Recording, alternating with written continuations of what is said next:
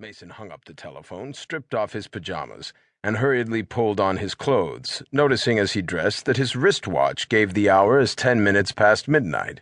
He ran a comb through the tangled mass of hair, struggled into a raincoat, gave a hasty look about the apartment, and paused to telephone the night clerk to have the hotel garage deliver his car. He switched off the lights, pulled the door shut, and rang for the elevator. The Negro elevator boy looked at him curiously. "Raining powerful hard, Mr. Mason." "Cats and dogs?" Mason asked. The boy flashed white teeth. "Nah, sir. Ducks and drakes." "You going out someplace, sir?" "There is," Mason announced, "no rest for the wicked." The boy rolled his eyes. "Meaning you's wicked?" he asked. "No," Mason said with a grin, as the elevator slid to a smooth stop at the lobby floor.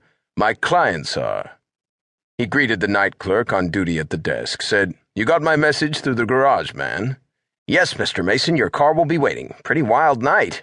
Mason nodded absently, tossed his key to the desk, and strode across to the stairway which led to the garage, the skirts of his raincoat kicked about by the long strides of his legs.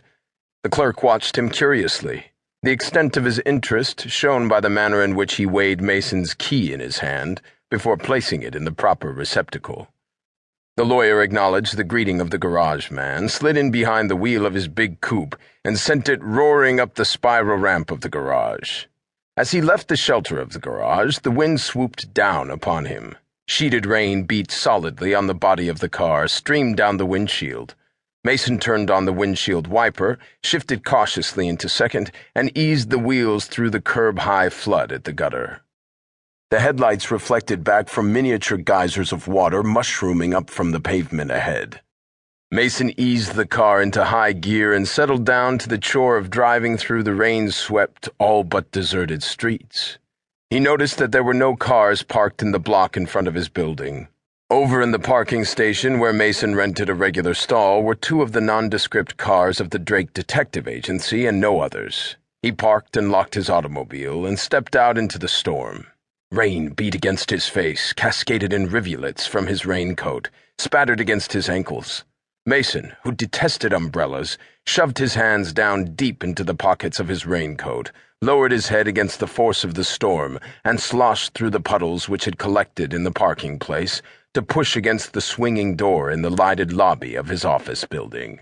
Streaks of moisture which seemed fresh indicated that others were there ahead of him.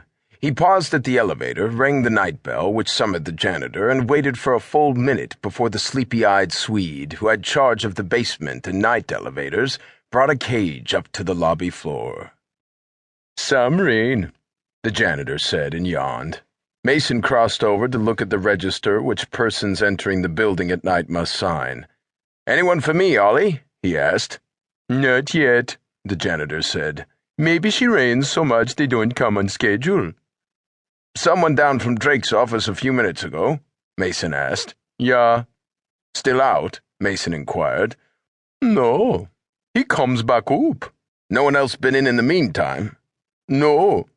The janitor missed the floor by 6 inches with the elevator, and Mason said, "That's good enough, Ollie." The sliding doors rolled smoothly back, and Mason stepped out into the semi-darkness of the long corridor. He walked rapidly to where the corridor made a T, but in place of turning left to his own office, turned right toward the oblong of illumination which marked the frosted glass door of the Drake Detective Agency. He pushed open this door and crossed a small waiting room just large enough to accommodate an open bench and 2 straight-back chairs. Behind an arch-shaped grilled window marked Information, the night switchboard operator looked up, nodded, and pressed the button which released the catch on the swinging door. Near a radiator, an undersized man was trying to dry the bottoms of his trousers. A soggy felt hat and a glistening raincoat hung on a rack near the radiator. "Hello, Curly," Mason said. "Did you give up?" "Give up?" the operative said, looking ruefully down at his wet shoes. "What do you mean, give up?" "Ollie says no one came up." "Yeah," the operative said. "What Ollie doesn't know would fill a book." "Then someone came in." "Yeah, 2 of them. "How did they get up?" "The man," Curly said, "pulled out a key ring, unlocked the door of one of the elevators, switched on the lights, and whisked himself and the woman up here just as neat as a pin. By the time I got up, the cage was there with the door locked and the